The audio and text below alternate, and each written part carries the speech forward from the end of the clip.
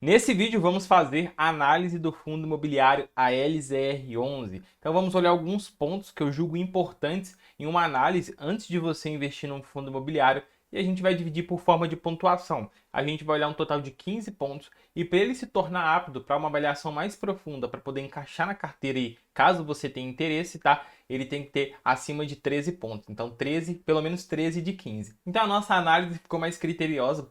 Quem acompanha a gente sabe que antes tinha que ter 10 de 15, mas eu acho que a análise tem que ser um pouco mais pulso firme. Então 13 de 15 ali vai ser um número ideal. E como eu falei, para a gente chegar nesse número final, a gente vai olhar 7 pontos que eu julgo importantes na hora de uma análise no fundo imobiliário. Então nesse vídeo vamos analisar o fundo imobiliário ALZR11. E se você tem interesse nesse fundo imobiliário, veja esse vídeo até o final. Se você ainda não me conhece, meu nome é Jonas Rocha, criador aqui do Brother Investidor, e por aqui eu trago conteúdo de investimentos, milhas aéreas e cartões de crédito de uma forma clara e objetiva. Se você tem interesse nesse tipo de conteúdo, se inscreva no nosso canal e bora lá. Bom, conforme eu falei, vamos olhar 7 pontos e ele tem que ter pelo menos 13 de 15. Então, bora começar pelo primeiro, que é um total de 2 pontos, e a gente vai olhar o setor de atuação do ALZR11. Eu vou usar esse site, o Funds Explorer, é um site que eu gosto muito, é muito prático, muito simples de você entender. Tem duas formas de você entender um pouco o setor de atuação, tá? O primeiro é lendo aqui, só que em alguns momentos pode não ficar tão claro, como é o caso do ALZR11, na verdade não fica claro, como ele é um pouco amplo, eu vou mostrar isso para vocês, ele vai e fala aqui, ó, que o objeto do ALZR11 é o investimento em empreendimentos imobiliários não residenciais, exceto hospitais e plantas industriais pesadas, que atendam os critérios de elegibilidade dos ativos alvos. Enfim, de que é importante, com a finalidade de locação por meio de contratos atípicos, tá? Isso aqui é muito bom. Mas para a gente saber realmente o setor de atuação, a gente vai ter que descer um pouco mais e abrir o último relatório gerencial, que é esse relatório 31 de 8 de 2022. Aqui eu vou dar um zoom e a gente vai descer para ver a carteira dele aqui, ó. Nessa parte, que é a parte da carteira do fundo, aqui ele vai falar qual que é o segmento aí predominante que ele tem, tá? E a gente consegue ver essa parte aqui, ó, aluguéis por classe dos imóveis. A gente consegue enxergar quais que são as classes dos ativos dele, dos seus imóveis. Então a gente vê que 55% é lajes corporativas, 19% são galpões logísticos, 10% centro diagnóstico, 6% data center, 5% varejo big box e 5% galpões logísticos refrigerados, tá? Então aqui é importante a gente ver que ele é bem diversificado. Tem lajes corporativas, tem galpões, centro diagnóstico, várias coisas aí, tá? Então o setor de atuação dele é amplo, tá? E por isso ele ganha 2 pontos aqui nessa nossa avaliação. Se ele tivesse só em um setor, por exemplo, fosse 100% lajes corporativas, ele ia ganhar 1 ponto. Jonas, mas isso é ruim? Não, mas quanto mais diversificado, melhor. E nesse caso aqui a gente vê que o LZR11 ele é bem diversificado. O segundo ponto que a gente vai olhar é a liquidez, que vale 2 pontos. Tá? Aqui no Funds Explorer a gente pode subir ali em cima e tem esse número aqui que é de liquidez diária. A gente pode abrir a calculadora, tá? Pegar esse número e multiplicar pelo preço da cota do dia que você está olhando, tá? Então a gente vai ver que ele tem uma negociação diária de aproximadamente 1.396.000, tá? Em reais, tá? Em valores. Então a gente vê que é uma movimentação alta, tá? E isso é importante. Acima de 1 milhão, eles ganham 2 pontos. E aqui não foi diferente. A LZR11 ganhou 2 pontos. Terceiro ponto que a gente vai olhar é a diversificação, tá? Então a gente vai olhar a diversificação por estado e por ativos se a gente encontrar essa informação. Então aqui no relatório gerencial, como eu já olhei um pouco, a gente consegue ver aqui, ó, aluguéis por empreendimentos.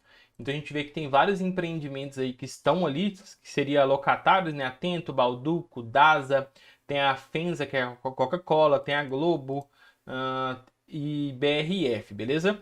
A gente consegue ver aluguéis por localização dos imóveis. Então a gente tem 77% na Grande São Paulo, a gente tem 14% no Rio de Janeiro e a gente tem 9% no estado de São Paulo, tá? A gente descendo um pouco mais, a gente consegue ver os setores, tá?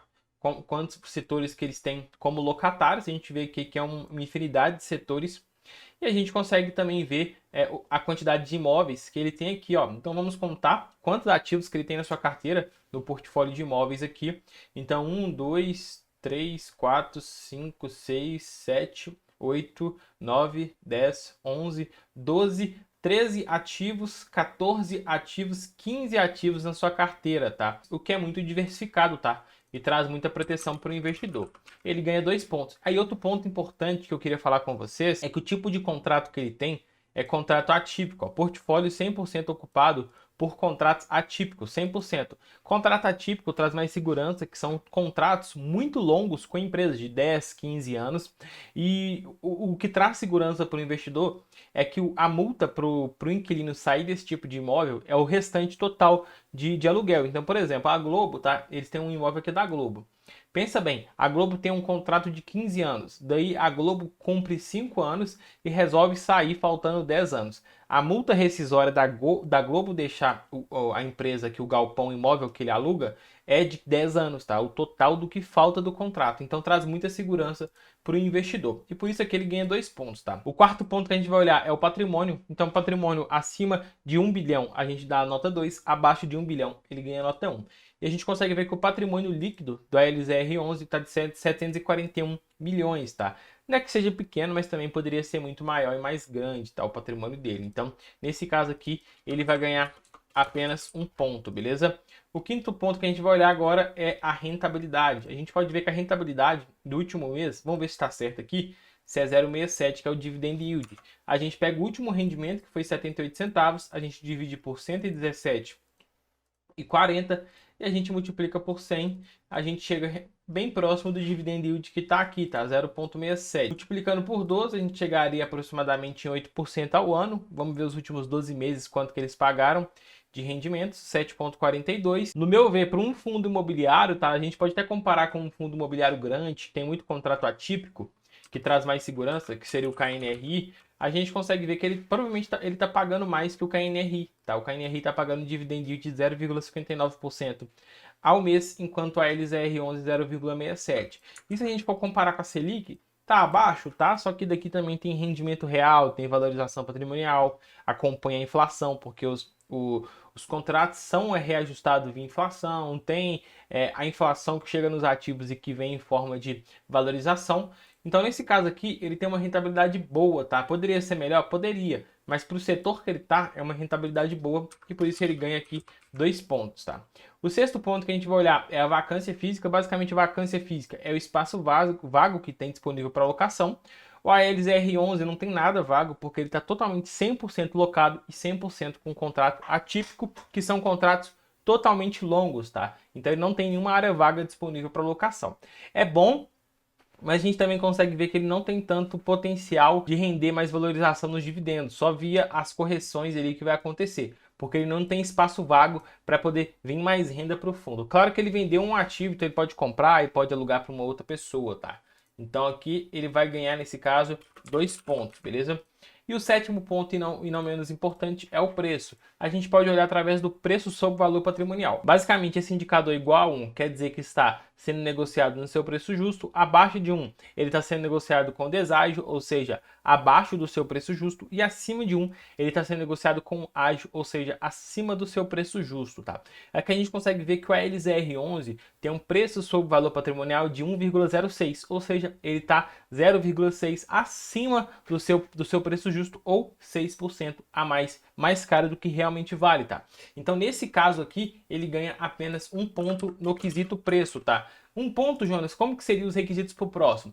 Se ele tivesse, tipo assim, até 1,3, 1,2, ele ainda ganharia 2 pontos. E se ele tivesse de 1 para baixo, ele ganharia 3 pontos. Nesse caso aqui, ele está um pouquinho acima, tá? Então, eu aguardaria o melhor momento para poder entrar nesse tipo de ativo, tá? Então, aqui ele ganha apenas 1 ponto. Vamos contar e ver quantos pontos que ele conseguiu na nossa avaliação. Ele conseguiu 2, 4, 6, 7, 9...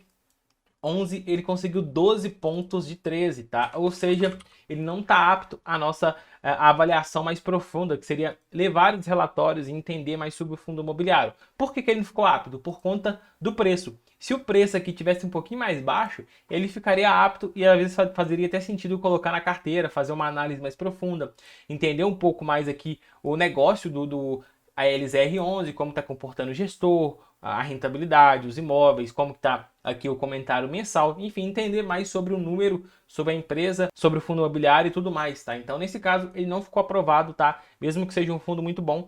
não está no momento exato ainda para poder investir. Eu esperaria mais um pouco, principalmente pensando em relação ao preço, beleza? Mas é isso aí. Se você ficou com alguma dúvida, joga nos comentários que eu te ajudo. Tamo junto, até o próximo vídeo. Valeu!